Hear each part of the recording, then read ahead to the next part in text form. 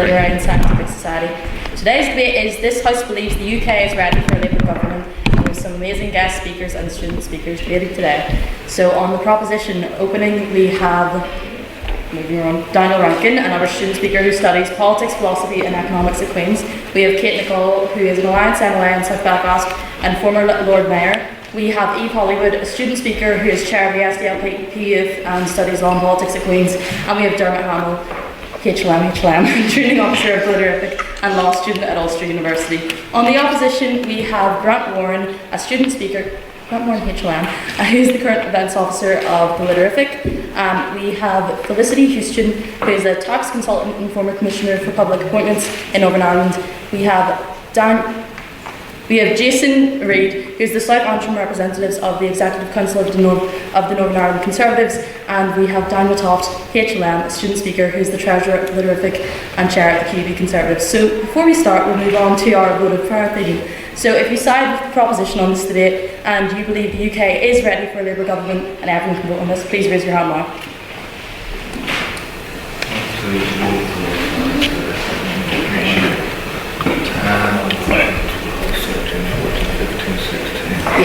I got 18. Wherever you didn't count really. No, 17. And if you side with the opposition and you don't believe the UK is ready for a Labour government, please raise your hand now. 1, 2, 3, 4, 5, 6. And if you'd like to abstain on the motion, please raise your hand now. And could Mr. Secretary please read the vote of prayer thing? Okay, there were 18 votes for the proposition, 7 for the opposition, and as I'm informed, I'm not allowed to say something here, 1 vote for the abstention. And just before we start our speeches, I'd like to read the rules to you. Each speech is 7 minutes long. The first and last minute are protected time, which will be signalled by the bell down there, meaning that you can only POI people in the middle 5 minutes. To POI, raise your hand and say point of information on that point or POI. Please keep your POIs to 10 seconds long and no barracking, meaning wait at least 15 seconds after giving a POI to give another one.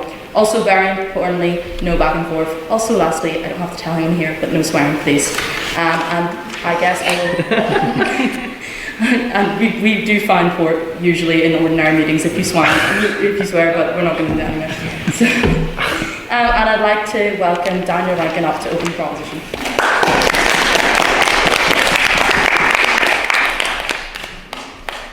Thank you very much. It's great to be here and a great privilege to be speaking with some great speakers here. So I would like to start by addressing what I think is really the elephant in the room, the fact that we are in Stormont without a government for the past 18 months. That's 2 million people of Northern Ireland. And I think that that is fundamentally relevant because the UK, as specifically the Westminster government and specifically the Conservative Party, have a strong disconnect with the people of Northern Ireland, including all of Northern Ireland's political parties, and I'm here to suggest that the solution for that, to some degree, is a Labour government. So a month ago, the Troubles Legacy Bill received royal assent and entered into law. It offers an amnesty to those accused of killings during the Troubles, specifically for those accused who self-confess and cooperate. The House of Commons, a motion to disagree was presented. There were 206 noes and 284 ayes in favour of the bill. Of those 284, 282 were Conservative, and there wasn't a single Tory against the bill. Point of information? Go ahead. Are you to say that the absence of Stormont is directly linked to the fact there's a Conservative government, given under the last Labour government, Stormont was in cold storage for 5 years, and Tony Blair gave former IRA prisoners on the wrongs letters, which caused deep disquiet amongst the unionists? Hold on, I'm talking about all Northern Irish political parties, including the DUP, who have a deep dissatisfaction with the Tory government as well. So again, if you have all of Labour, the SNP, the Lib Dems, the Plaid Cymru, and all of the Northern Ireland political parties against a Conservative bill, then there's clear that there's a severe amount of disunity there. I think that the Conservative and Unionist Party, in its full name, clearly does not believe in unity, and it is quite extraordinary that Northern Ireland politicians, unionists and nationalists have united in opposition to the bill. For the reason being, we are Northern Irish, we either went through the conflict or know people directly affected by the conflict, and we know the effects of the bill on ourselves in our day-to-day lives, more than any ivory tower conservative perhaps. The distance that the Tories have from the constituent countries from the UK beyond just Northern Ireland is increasing. The largest party in Northern Ireland is Sinn Féin, the largest in Scotland is SNP. These are two parties campaigning from their independence from the UK. The largest in Labour is again, largest in Wales is again Labour. The largest in English local governments is Labour by about 200 councillors. On that point, Go ahead. was it not the last Labour government that gave Scotland its devolution settlement in the belief that it would kill off separatism, but in fact it gave a gateway for separatism to use the platform of devolved government to push and agitate for the secession of Scotland from the rest of the UK?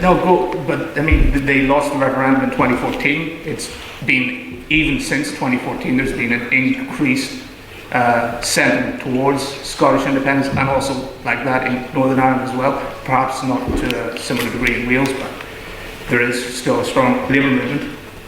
So it's been 13 years of Conservative governance, with the last two Prime Ministers completely unelected by the general public. What could the Conservatives be campaigning against but their own failures in these 13 years? So here are the 5 priorities that the Tories focus on, straight from their website. So the first is halving inflation. Inflation, which skyrocketed in 2020, rising to a peak of about 11% a year ago, down to 6.3% today. That 11% inflation was the highest in the UK since 1980 under Margaret Thatcher.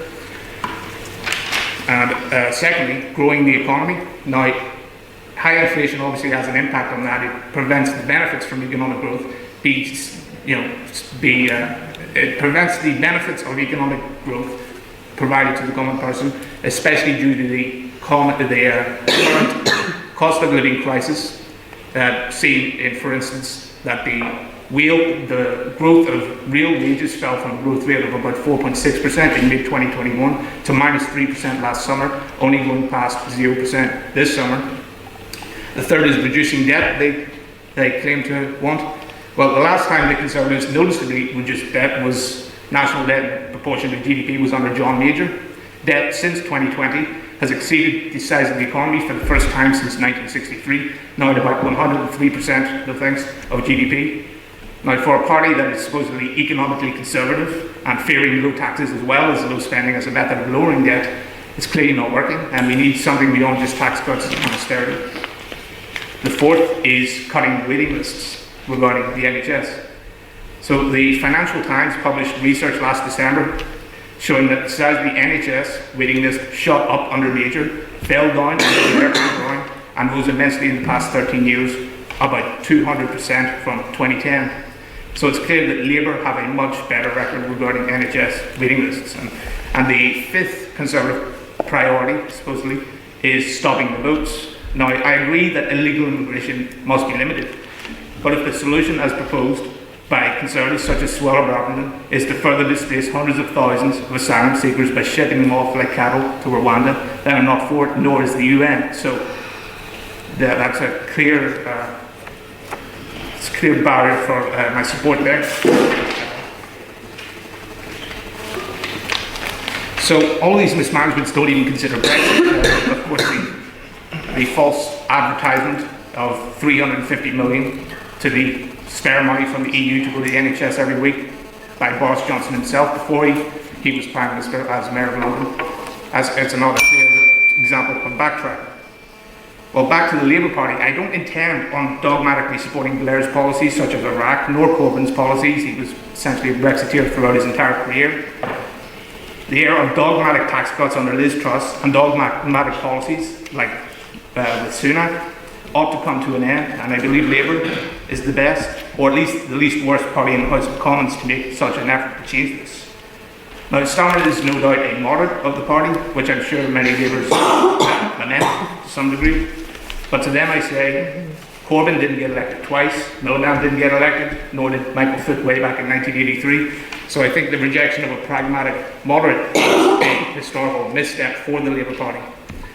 Stormont recently came out saying the phrase that growth is the answer in reference to the economy, and that is the type of pragmatic but also determined spirit necessary for the economy and indeed the country.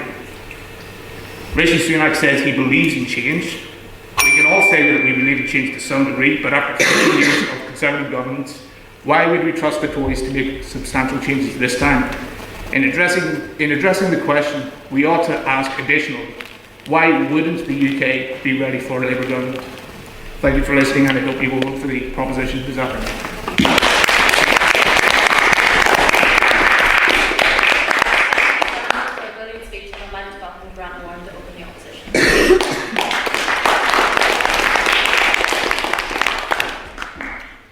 Thank you, Madam President and members of the House. Today I'll be considering the question of the fitness of the current Labour shadow cabinet for government in Westminster, and I want to start out by adding some clarity to the motion. The motion today is primarily asking us to consider the suitability of Keir Starmer and his shadow government to step in and assume the reins of power in a manner which shows that they have a clarity of vision for what they want to achieve, as well as the required competence to deliver on the most pressing needs of the people. The proposition will no doubt delight themselves in the opportunity to tear apart the record of 13 years of Conservative government, but I will ask the same question of them that Sir Keir Starmer himself set out as his key challenge at the most recent Labour Party conference, which is to ask the question, why Labour? It's one thing to stick the boot into a nationally unpopular party 13 years into government. It's an entirely different question to shine the light on the party which is supposed to be the government in waiting and ask, is this what we really want in a governing party? Is this really the best we can hope for? I can certainly say, Madam Speaker, that in the opposition's view today, that answer is a resounding no.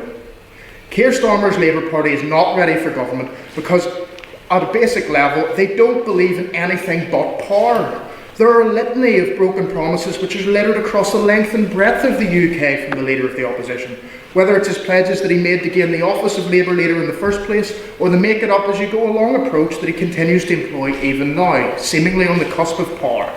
It shouldn't need to be said that Keir Starmer's supine, spineless spin and Tesco value brand style of policy decision making draws the deep annoyance of not only his opponents on the right, but his more convictionist erstwhile comrades on the left. And I have to say, when Corbynistas and Democratic Socialists of every shade and hue of red stand up to criticise Keir Starmer's betrayal of his campaign pledges, they've got a damn good point.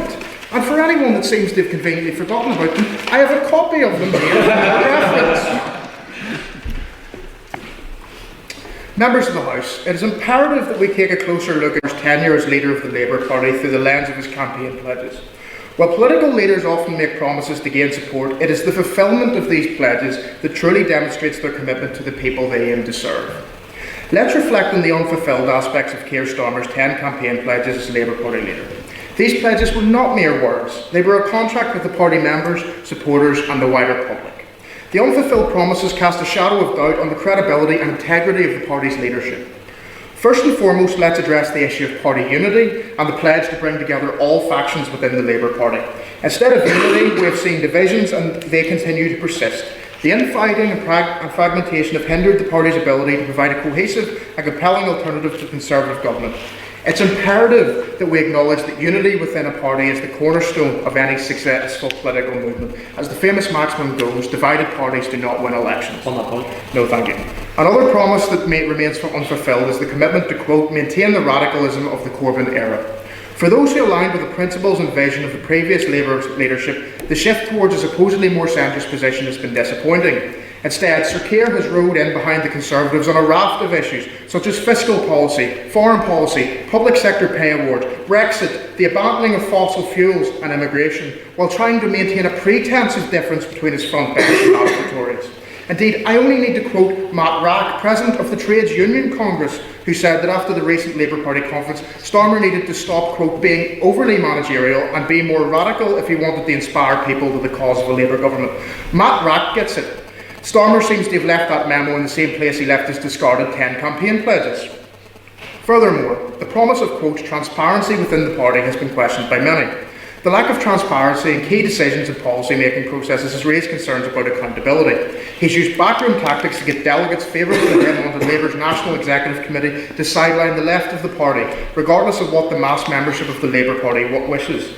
It is essential that we hold leaders accountable for their actions and decisions that affect the lives of countless individuals. One of the most critical issues that Daniel rightly raised facing our nation is the economy. Keir Starmer pledged to, quote, build an economy that works for everyone, but for many the specific plans to achieve this goal remain unclear. In such challenging times, especially around the cost of living, for the leader of the government waiting not to have even outlined his priorities in terms of tax and spend show a lack of readiness, but also, frankly, a lack of seriousness in tackling the most pressing needs of the people. Lastly, let's not forget the promise to, quote, listen to and consult with with party members and the public. It's disheartening to see that many feel their voices are not heard or that their concerns are not addressed. Starmer has announced positions while in office and flip-flopped on them completely without a mandate from his people or his party. One day he sports nationalising mail, rail and energy, and the next it's no longer a priority. One day he supports free movement, the next it's off the table for good, and he's using the language of the Conservatives on immigration. One day he supports the end of North Sea oil and gas extraction, the next he will limit it simply to the awarding of new licences. One day it's an end to outsourcing in the NHS, and the next it's supporting the Tories' NHS model. One day it's standing with workers, and the next it's sacking shadow cabinet ministers for standing on the picket lines. Most notably of all, it's one day sitting in Jeremy Corbyn's shadow cabinet for over 1,000 days, while the Labour front bench parroted the lines of states and actors hostile to British interests, and the next is wrapping himself in the flag and telling people Britain's national security is safe in the hands of the Labour Party. Where there's no open dialogue and clarity, members of the House, of ideas and policy, there's simply not a basis for trust. If the price of power is what you believe in, then members of the House, this Labour Party is bankrupt. For a party and leader in Sir Keir Starmer so utterly unable to say what they believe, and when they do say what they believe, it can be thrown under the bus for the whiff of power, how can anyone put their faith in Labour to form the next British government? Madam President, I can say with a great deal of confidence and pleasure, we in the opposition certainly won't be. Thank you.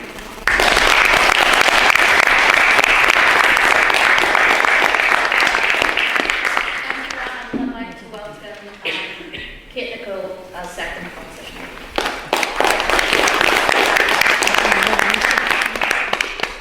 Thank you, Madam President and members of the House. I'd like to apologise for my coughing and general illness. I have 2 small children in my house, but I would like to point out that I still come to work even when I'm sick, unlike some of my colleagues.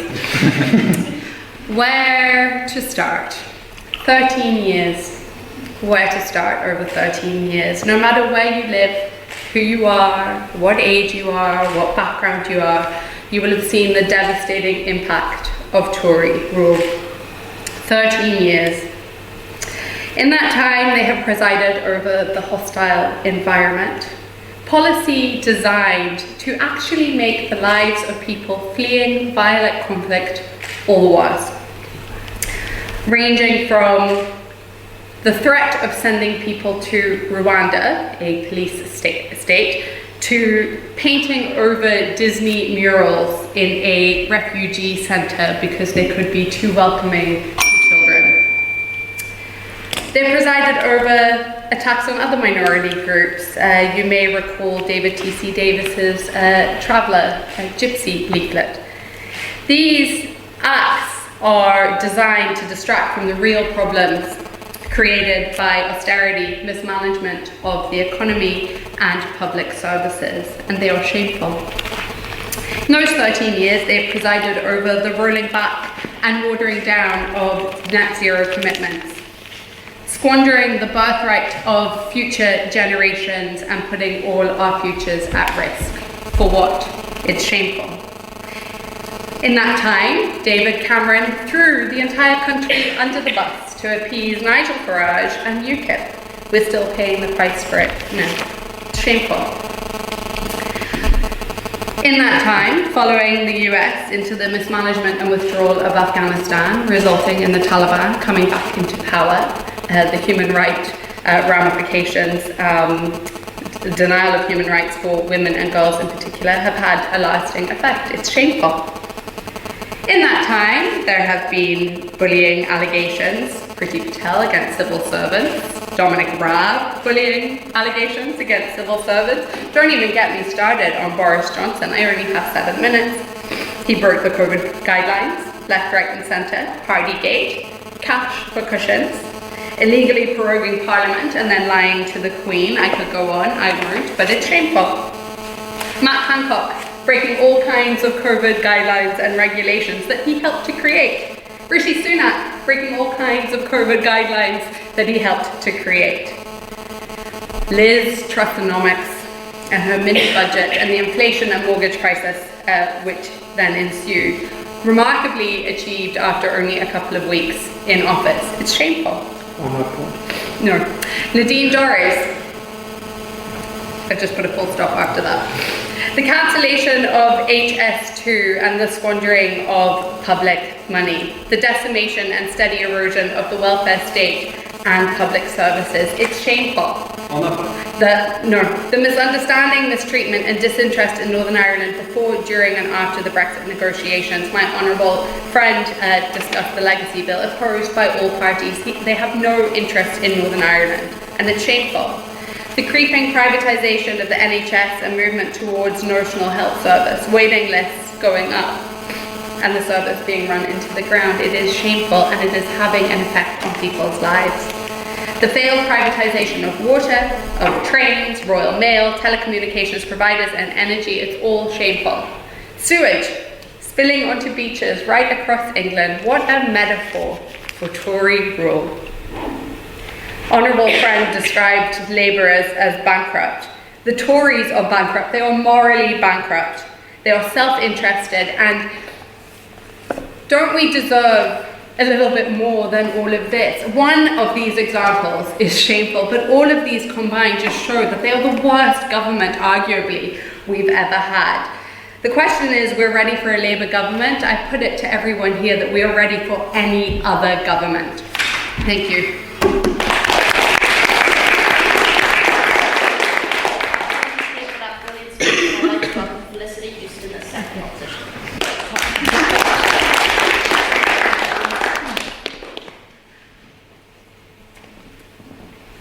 Thank you, Madam President.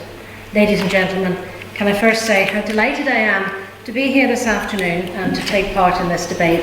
This takes me back to my student days when we used to enjoy good old ding-dong in the debating society at Nottingham University, and when we weren't fighting there, we were fighting at the Students' Union, so I'm sure you're all the same.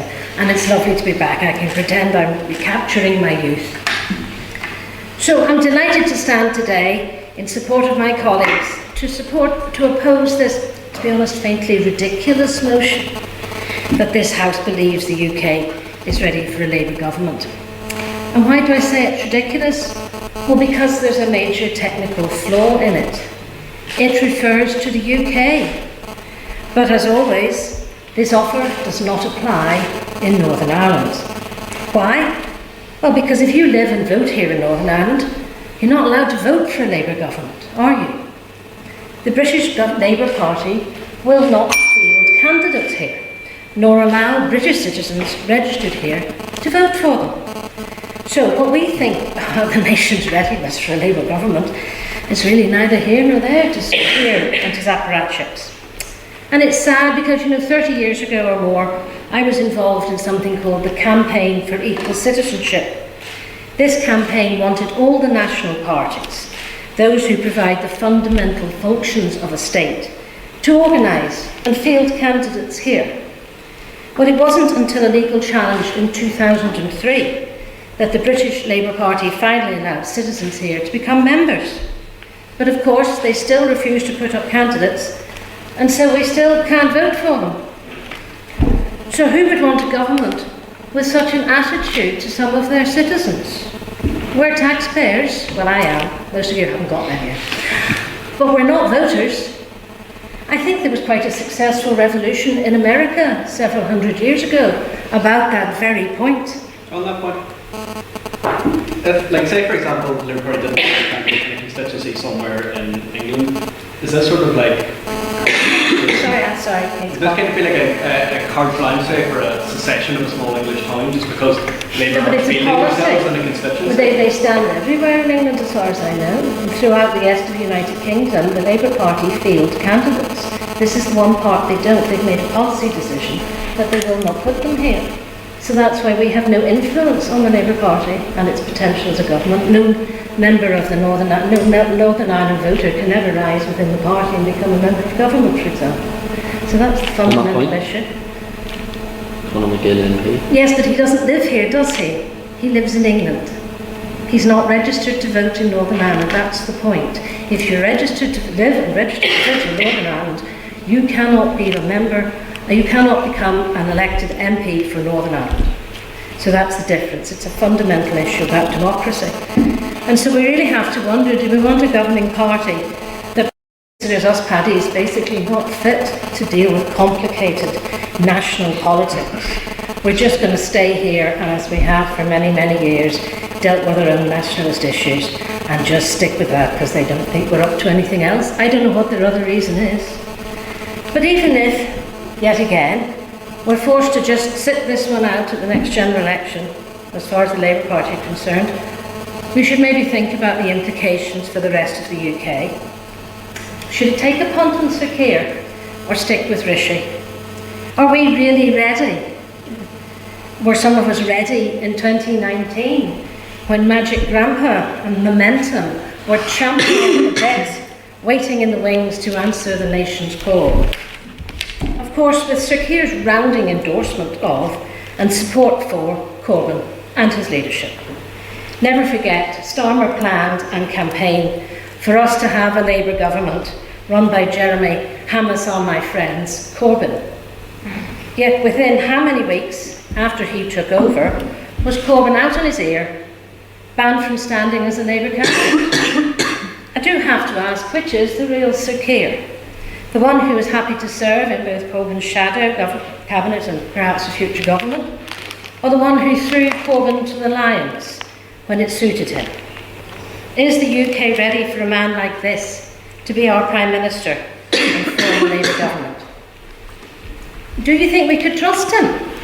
Currently he's abandoned his plans to rejoin the EU, but who knows what might happen once he settles into number 10.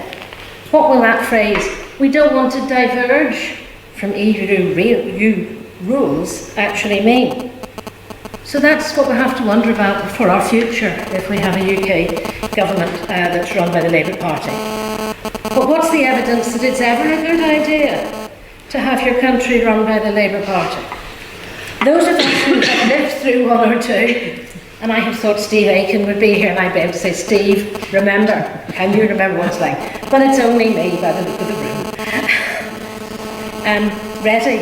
Are we ready? Well, after a few years, I have to say you'll be more than ready to give it up. Blair and New Labour. Oh yes, you know, things can only get better. I'm a pretty straight sort of a guy, tells us our Tony. This is the man who basically sold peerages to the House of Lords. In return for people who loaned the Labour Party money, he gave them peerages. And I know this because I was a member of the House of Lords Appointments Commission when we found out what he was doing. He was interviewed by the government, by the police about it. Anyway, he's the man who took us into an illegal war which killed how many hundreds of thousands of Iraqis. I was one of many in the biggest demonstration in UK's history against that wicked and insane policy. A policy based on total lies. He went ahead, and let's not forget that much of the instability in the Middle East at the moment arises directly from that war. He and Alistair Campbell should hang their heads in shame when Blair tries to tell us what to do to solve the problems.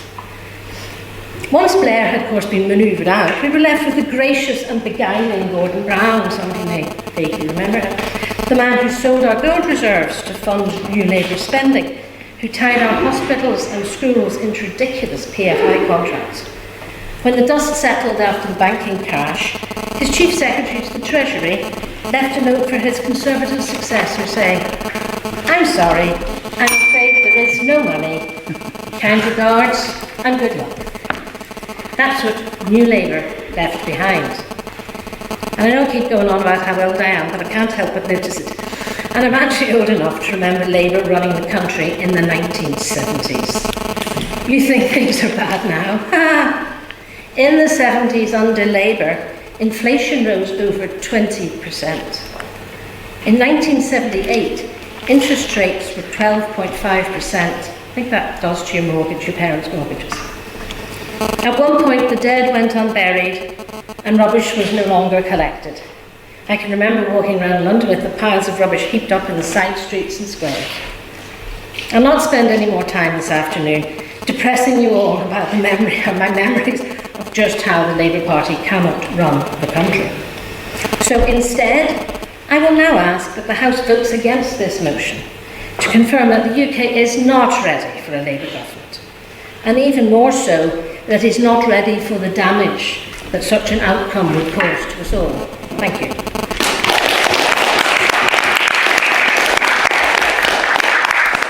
Thank you, Felicity, and I'd like to welcome Eve Hollywood as third question.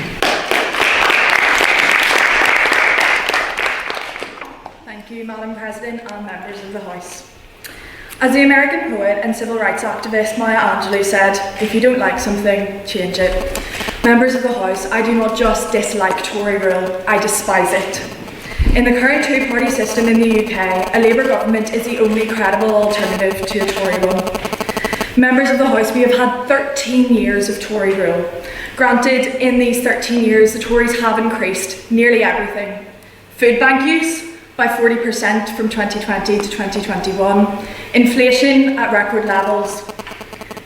Waiting lists currently at 7.7 million in England alone, and most importantly for them, the wealth of the UK's billionaires skyrocketing by over 1,000%. It is time for a Labour government. The past 13 years have been characterised by instability, incompetence, and in it for their mates. Instability caused by Prime Minister after Prime Minister, including one who was outlasted by a lettuce. But let us not deviate. Incompetence. Where does one begin? Brexit, COVID, child poverty, immigration, education, no thank you, transport, economic policy, infrastructure. I only have 7 minutes or I would go on. Brexit, full stop. COVID, in the middle of a pandemic caused by an airborne virus. How did they make things better? Eat out to help out. Between August and September 2020, the Tories spent £500 million of our money, increasing the number of COVID clusters by nearly 20%. Childhood poverty. When it is soaring, what do? Cut meals over holidays for the most impoverished kids in our society. Immigration. Campaigning to reduce levels of immigration and wondering why there is such a shortage of workers. It isn't that hard to understand. Education, how to work out A-level grades when there are no exams. An algorithm which only works for their mates who have kids in private schools. On that point. No, thank you. Transportation, a £14 million ferry contract fell apart. Why, you ask? Because the ferry company didn't own any ferries. Economic policy, Trustonomics, which lasted 50 days. Infrastructure, announcing the cancelling of the HS2 route to Manchester whilst in Manchester. Incompetence, incompetence, incompetence. Although in all fairness, they're not incompetent when they're in it for their mates. £2.1 billion worth of COVID contracts handed to companies politically connected to the Conservative Party, and more than 24 contracts handed to companies controlled by either Tory donors or linked to senior party figures or members. Instability, incompetence, and in it for their mates. And let's not forget about immorality, or should I say, amorality. We all remember the daily message, stay home, protect the NHS, save lives. But that message was only a message for us. To them, it was party on, protect the Tories, save Boris. While young people like us helped protect the NHS, missing out on rites of passage, people grieved alone, people died alone, and people were alone. But remember their mantra, party on, protect the Tories, save Boris. In the words of Shelley, rulers who neither see, nor feel, nor know. But perhaps I have been too critical of them. Credit where credit is due, the Tories have managed the unthinkable, to unite every single political party on the island of Ireland, but unite them against their legacy bill. The victims on all sides of our conflict, like every other ordinary person, simply do not matter to the Tories. Widespread condemnation from international human rights lawyers and victims groups demonstrates that this is a callous attempt to hide the truth, deny justice, and subvert democracy. Members of the House, if you care at all for the victims of our troubled past, it is time for a change. When the current Secretary of State, the Right Honourable Chris Heaton-Harris, was challenged by a local councillor about cuts to vital services for young people in Northern Ireland, he accused him of, and I quote, and pardon my language, talking bollocks. This government, keeping it classy for 13 years. The damage done over the past 13 years will take at least a decade to undo, as Keir Starmer recently acknowledged. The reality is, a Labour government will not be a panacea for all of Britain's problems, yet their track record on the NHS and the peace process, as examples, would suggest a more humane approach to the problems facing the UK. Their pledges to renationalise railways should lower fares and encourage public transport, benefiting both customers and the environment. The creation of a new publicly owned clean energy company has the potential to harness Britain's sun, wind and wave energy to save £93 billion for UK households and should deliver 100% clean energy by 2030. Members of the House, this is not even about being ready for a Labour government. This is about needing a new government, requiring a change to reverse the catastrophic damage inflicted by 13 years of Tory misrule. Let's have a government that is stable, competent and for the many, not the few. I therefore implore you to support this motion.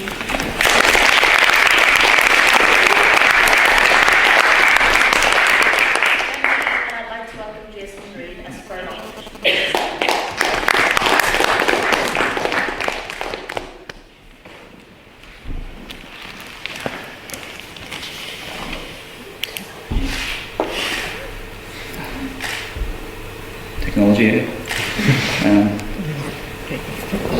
Yes, just like to say thank you all for inviting me along today. It's a pleasure to be here. Heard some wonderful speakers from both sides so far. Hopefully I can add to that. So where to start? Of course, I'm on the side of the opposition today as a Conservative member, and today I will argue that Labour are unfit to govern due to their policies being unrealistic, irresponsible, and their propensity to flip-flop on key issues and key policies, and then being a risk to the UK's future prosperity and stability.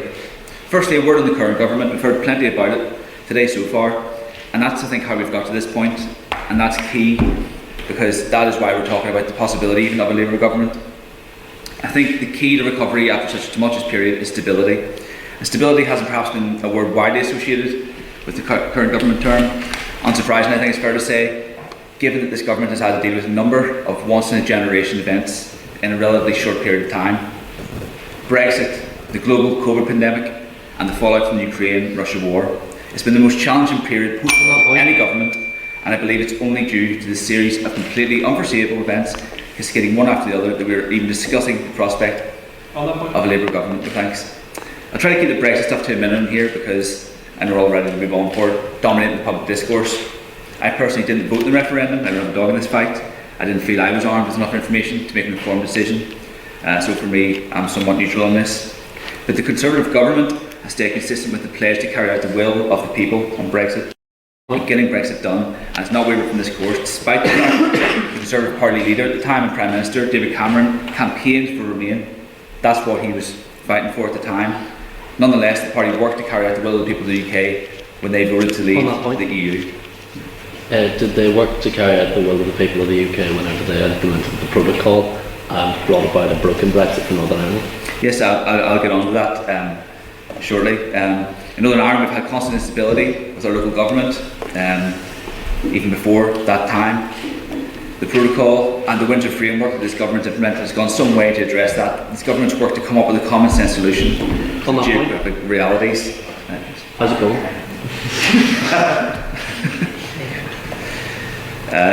The geographic realities we face in the island of Ireland.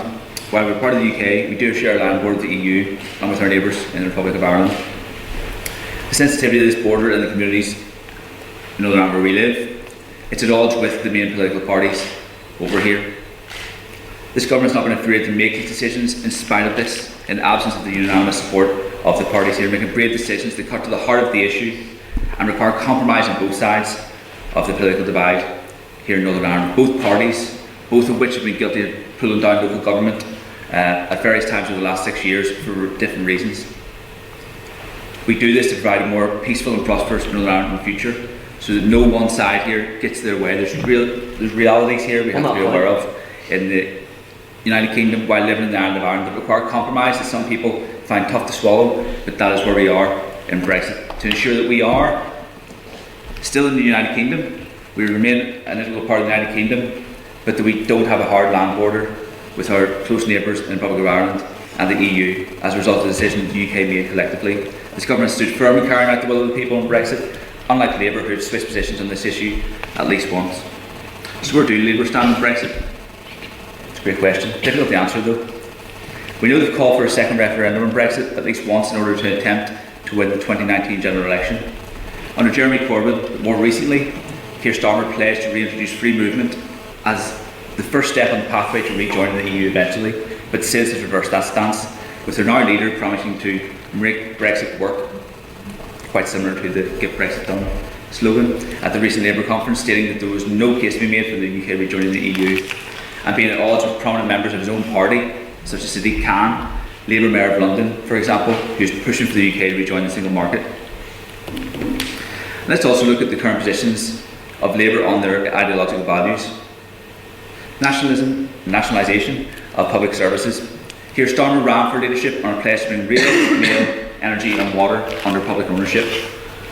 He reiterated this stance in August 2021, but in September 2021 he ruled out nationalising the energy companies, and in October reneged on his pledge to nationalise the railways.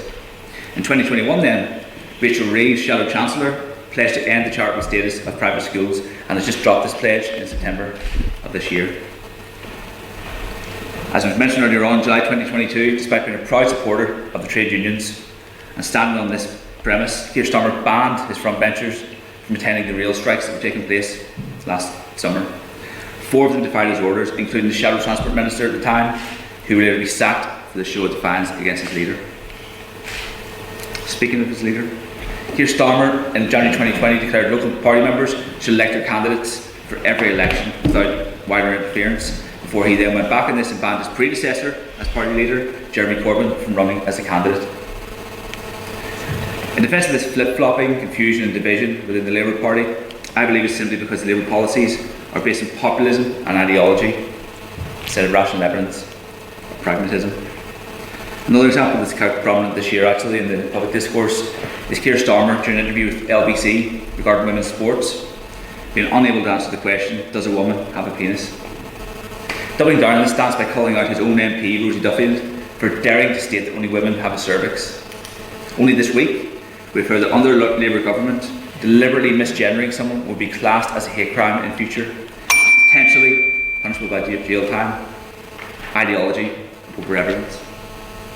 Finally, their propensity to increase public spending at a time when the economy is still recovering from the global pandemic would be reckless without a clear and coherent plan as to how this will be funded, without massive increases in borrowing.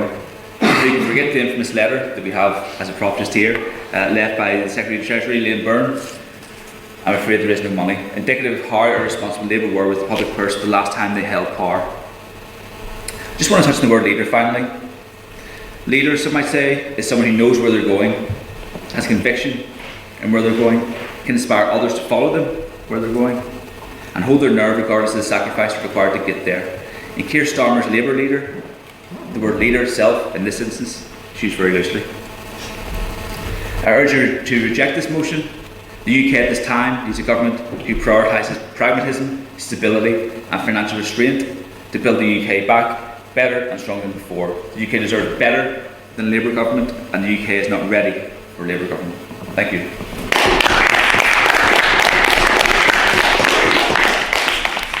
Thank you, Jason, and I'd like to welcome Dermot Hamill to close the proposition.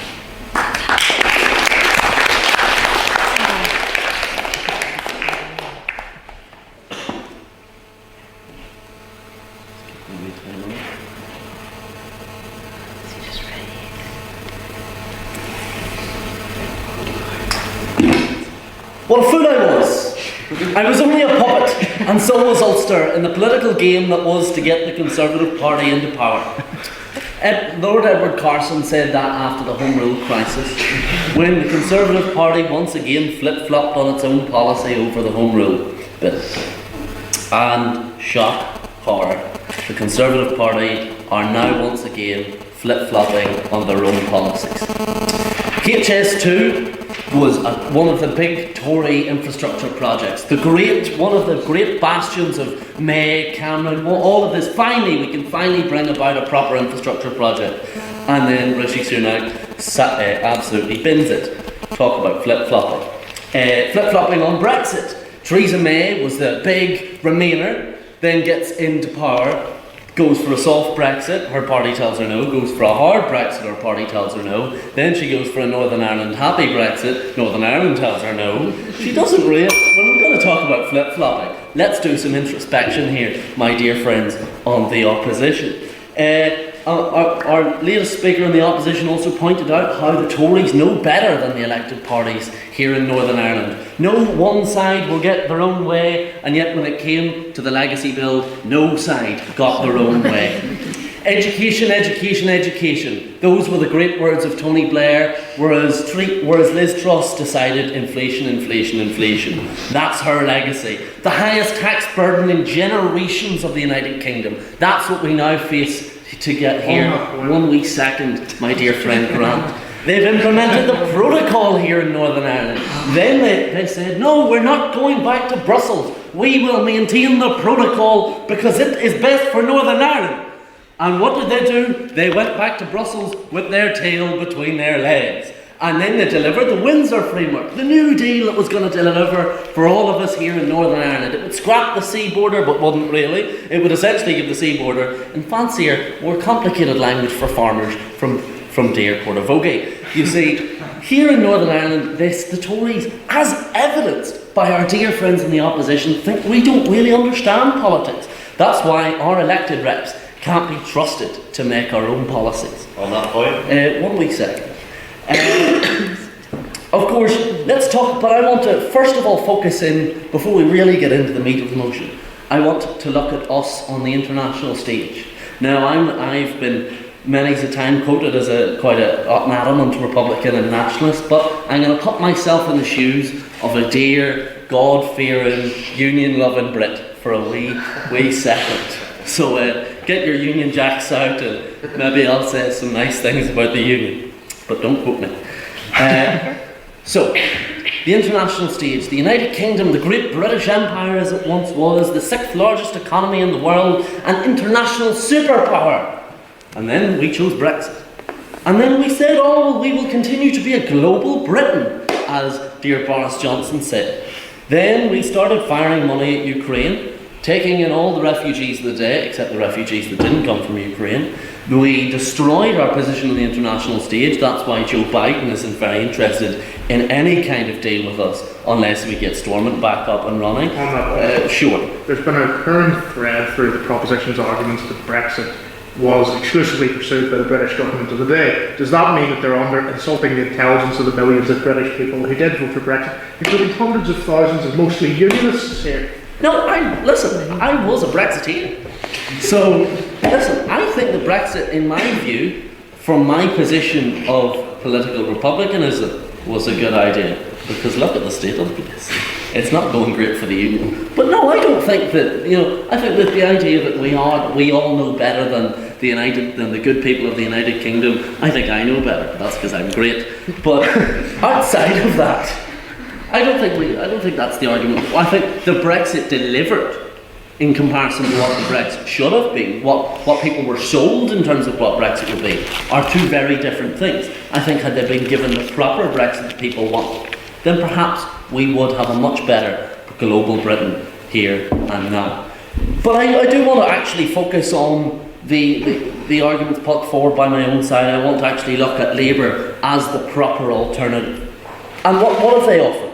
I'll admit, I think Keir Starmer's a bit of a wet wipe. I think, as Edward Carson as well once said, nothing Ireland's north, south, east and west has suffered so much as the broken pledges of British statesmen. And again, I would say the same will likely be said for Keir Starmer. No doubt he's not perfect. He's far from the perfect politician. I think the front bench kind of sucks a little bit. But when you compare it to the guys on the other side of the chamber, well, I'd even take that. But what they're offering now is a repeal to the legacy bill. Thank God, because let's be honest, none of us here want it. They're offering an attempt at political responsibility, political openness, political sensibility, moderation in politics, the exact kind of, I suppose, what conservatism is meant to be.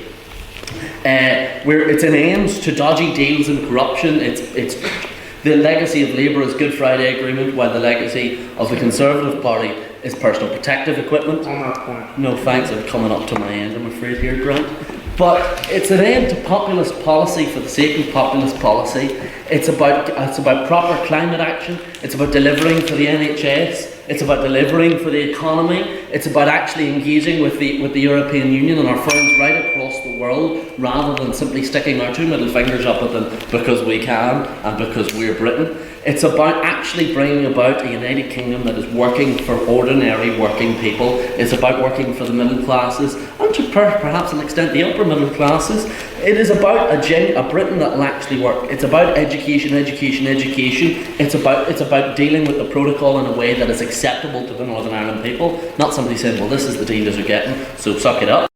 About getting rid of sewage in the rivers. It's about actually focusing on HS2. A house divided is no house at all, as seen with why there have been 5 Tory leaders in 13 years. Cameron, May, Johnson, Truss, Sunak. The infighting is mad, just as bad as it is on the other side. So listen, my friends, I urge you tonight, I beg of you, I beseech you, vote with the proposition, because otherwise you are continuing that legacy of failure, of corruption, of dodgy dealings and backroom brown envelopes. Let's not act like Bertie Ahern. Let's deliver proper politics, proper policy, proper fiscal policy. Let's have an actual global Britain, and let's make the place start to work. Thank you very much.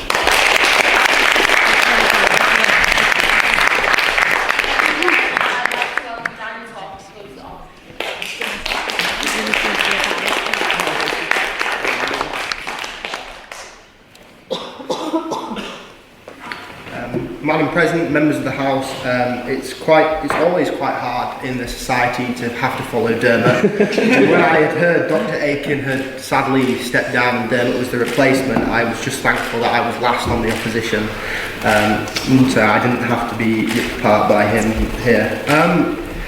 I'd just like to recall my first ever political memory. I was about 8 or 9 in the back of the car ahead of the 2010 general election. And I saw 3 posters of 3 men. One was Gordon Brown, one was David Cameron, and the other Nick Clegg. Me being a 9-year-old or 8-year-old, I'd heard of Gordon Brown. I hadn't heard of the other 2 men, and I thought Gordon Brown was probably wearing quite a nice suit. So I asked my mum, this is in northern England, in Wakefield, a historically Labour vote town. I asked her if she was going to vote for Gordon Brown, the only one I knew. It was as if I had sworn at her. I just recall the response being something along the lines of, why the hell would I do that?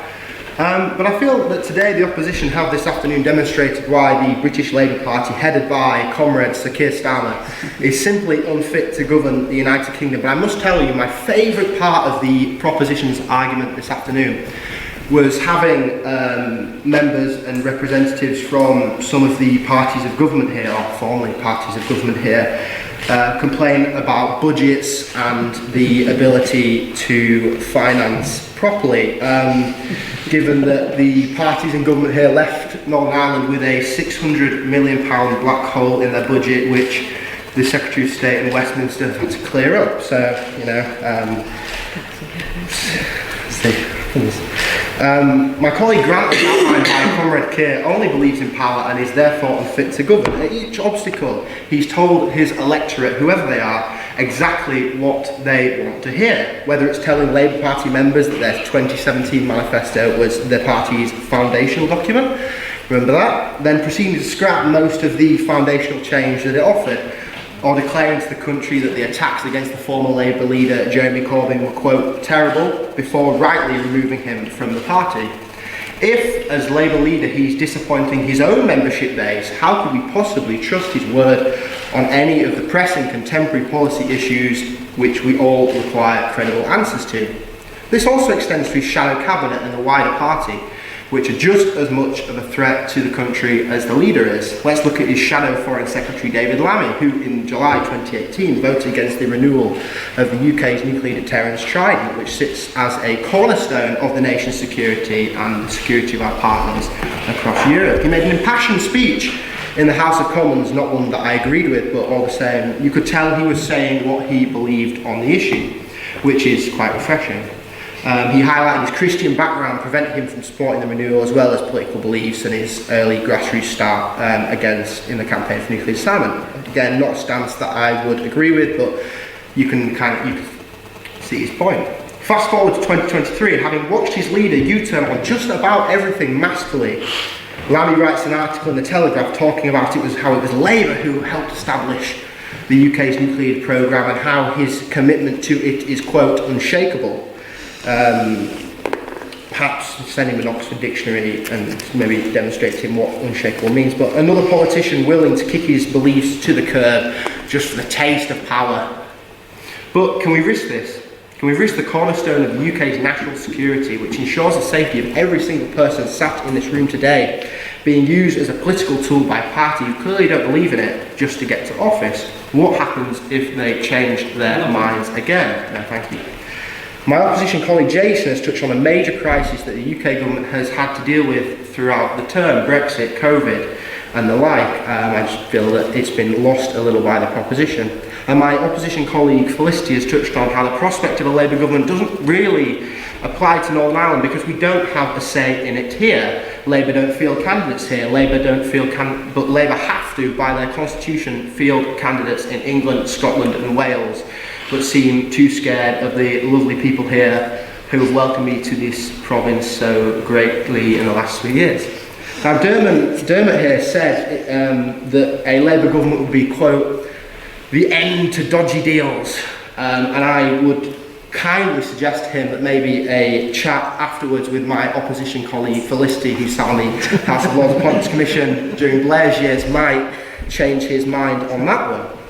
But the issue of Labour in power not only scares me due to the reasons that I and my colleagues have already outlined, but also because of Labour's track record in office and my personal experience of them. Only recently has the Conservative-led UK government been forced to appoint independent commissions to oversee and step in if needs be.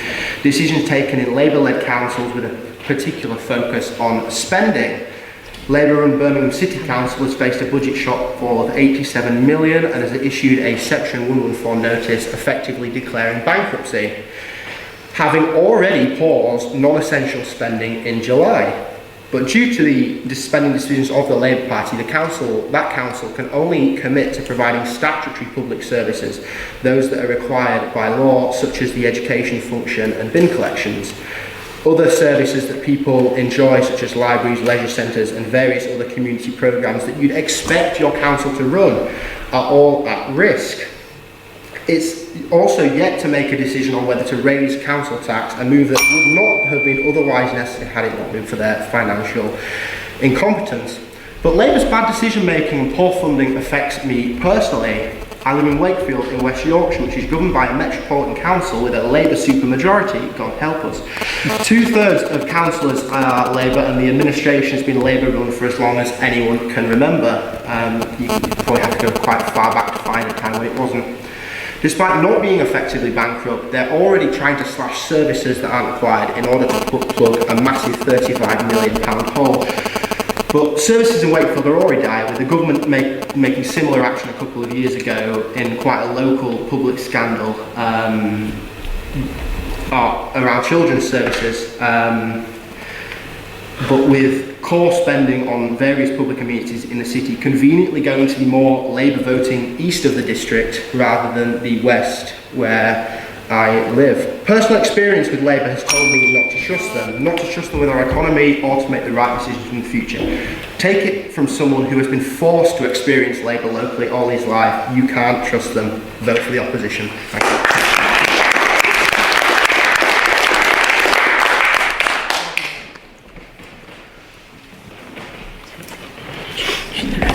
Thank you, Daniel. And now we'll move on to questions. So how these work is anyone can ask a question. They'll be asked for, say, the proposition, then the opposition will respond. There'll be proposition questions, opposition questions, and abstaining questions, and only one person from each side can respond for each question. So you can talk amongst yourself and decide who it is. Do we have a question for the proposition? Ryan? Yeah, so what's a few, well, actually, it's been kind of split, because some of you have just talked about how bad the Tories are. But for those of you who did touch on the point about what Labour is an alternative and laid out some of the things that Labour would do differently or the benefits of a Labour government, considering Mr Keir Starmer's track record of flip-flopping on literally everything that he's promised to his members, how could you trust him to actually deliver any of that? One person to respond. You want to go small? I'll go for it. My way of saying, well, I used to it. Well, I think part of it comes down to a certain, I suppose, political. I don't want to say political morality, but I suppose when you look at it in kind of terms of what's happened, I mean, whenever you look at kind of what has happened within his party, he flip-flops on an issue, people lose the rag. I think if it comes to it, whenever it comes to Labour voters, a lot of people, whenever he does eventually flip-flop in government, which realistically he will do, I think there's going to be a certain amount of, substantially more kind of rebellion within his own party in terms of his voters than there would be across the House with his Tory friend. And I think as well, just a lot of what's remembered, in fact, his polls are saying he's only getting a very slim majority, so he's going to have to do as he's told, very hopefully. But yeah, opposition very weak answer. I think as we very ably demonstrated was that he can't be trusted in anything. Like this man wakes up in the morning, has an idea of what he wants for breakfast, and then by lunch he's decided something different, or he has maybe whatever. He just changed his mind as he goes along, and it's really sad in this sense, because at least you can say, and people have used the example of Trussonomics and how that went and all that stuff, you can say that was a disastrous political tender, of course you can. But Liz Truss was a woman who you could not say that anyone was in any lack of clarity in what she believed. That she was a convictionist believer in free markets, in an economic liberal approach to try and unlock growth and to try and disrupt an economic consensus that had been in place for going back 25, 30 years, probably since the 90s really. So what you get on this side of the House is a clarity about what people believe in. And that also gives people on the other side the right to say that the Tories are morally wrong, because we respect their strongly held beliefs. What we don't do is we don't stand over a vacuous, makes it up as he goes along later and try to say that our offer on the table is more substantial and more credible than yours. And do we have a question for the opposition? Tom? I kind of want to run with this flip-flop idea because it's been levelled by both sides, by both parties in different points of this debate. And that idea of the clarity of Trussonomics, it feels a bit like kind of going, we're the Conservatives, you're turkeys, here's Christmas. Do you know what I mean? It's the difference now. I agree that Conservatives will likely probably flip up on a lot of things. I chance of coalition, even if it's abandoned an awful lot of what the core platform is. So we can't say for sure what Starmer, what Labour are going to do. We can say with some certainty what the Tories are going to do, and they've shown that it's fairly catastrophic time and time again. So, I mean, let's take the ambivalence of this and I hope that it might be better against the near solid guarantee of whatever the Tories are going to bring in, which has been shown, and time again, given that you look at the conference, will probably be every bit as disastrous as it has been in the past, specifically 4, 5, 6, 7 years. Opposition over here. I think you have to look at the evidence, as I tried to say when I was talking, the evidence of what the Labour government will do to the country. I may be a member of the Conservative Party, but as I always say, we're not a cult. And as most people who would ever hear me speak would know, I have very little in common actually with the current Conservative Party. The evidence is that, you're going to take a punt, as I suggested, because maybe they'll do a better job this time. They never have in the past. So why this time? That would be my concern about it, never mind the ideological issues. Why do we think that this time we might get it right? Because they never have in the past. Proposition. I think the proposition is or the opposition is kind of answered for us. We can take a punt on the Tories and hope that maybe after the last 13 years, or whenever the next election is, probably 14, 15 years by that point, that they might, after all of this time of being really bad, might be slightly less bad, in contrast to take a punt with something that really, when you look at quite a lot of the outcomes of the last Labour government, quite a lot of it was quite nice. I mean, child trust fund's really nice. I just paid for a cruise with my own. You get, the NHS, I like that. It's still going. It was quite nice. I mean, that was a Labour win. Funding for schools is quite nice. I like that.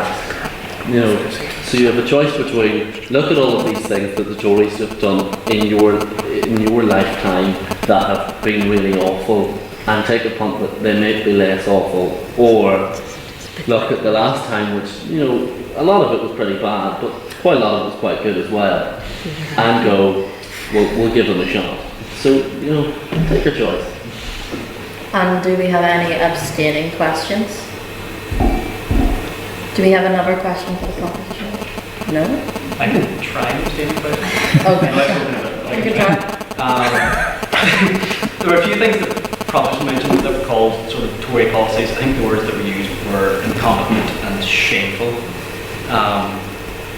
And an awful lot of those policies, if you take as an example, perhaps the abandonment of HS2, a lot of stuff on healthcare, a lot of things in the economy, that Keir Starmer has openly said, we can only work with the hand we're dealt. We're not going to change any of these shameful, incompetent things. So is there a bit of a kind of a consensus among all 8 of you, and maybe in the room, that everything's just going to be useless, and we're kind of just hoping for the best of our heads above water? Or is there a genuine positive alternative within the Parliament system in Westminster that can actually do anything decent for us? Proposition, you respond first.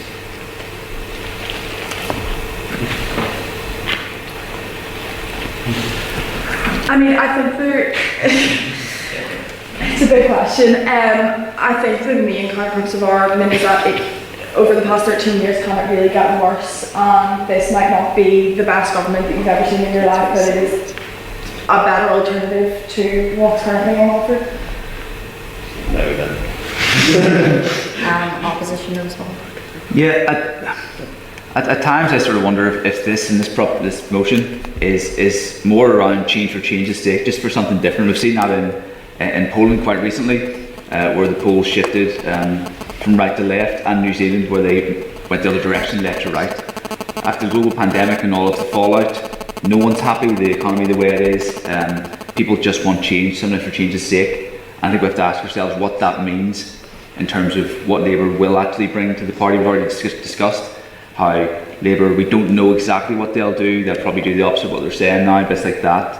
There's been a term I've heard this week where the Labour Party are wearing the Tories' clothes to get into power, and then they'll take them off. I'm not going any further with that analogy, but Keir Starmer. So yeah, and I think looking at the Conservative Party, and as Felicity said, the ideology we have, the principles we have will continue. No one on this side of the table, much less the rest of the Conservative Party, would stand up and say there's been no mistakes made over the term. But what we do have is a vision, and communicated that quite concisely with our 5 pledges, say, for the year. I think at least we know what we're getting with the Conservative Party. We can see what we're trying to do. We've come through, as I mentioned in earlier on, 3 of the most ridiculous events that any government could ever put up with, or hope to deal with in post-war time, the global Brexit, the global pandemic, and obviously the Ukraine war. Pieces within those we've got right, pieces we've got wrong, but always been striving to get to the right answer for the people. So I say that for us, it's a case of, are we saying this, are we mentioning this because people have fatigue of what's there and just change for change's sake, or do we really believe, does the proposition really believe that this Labour government is the answer? Okay, now we'll move on to our vote of speaker ability. This is not your actual opinion. This is which side you think spoke best.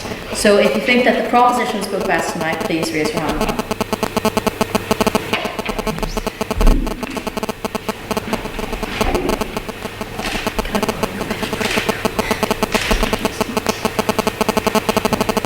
And if you think that the opposition spoke best, please raise your hand. Do we vote? Yes. Oh, we do? I didn't know we could vote. Oh, sorry, I voted the wrong way there. You meant to appeal. And if you would like to abstain, you don't think anyone spoke well, or you think they all spoke so well, you can't decide, please raise your hand. Sorry. Stop. So we have 11 votes for the proposition, 12 votes for the opposition, so the opposition have it.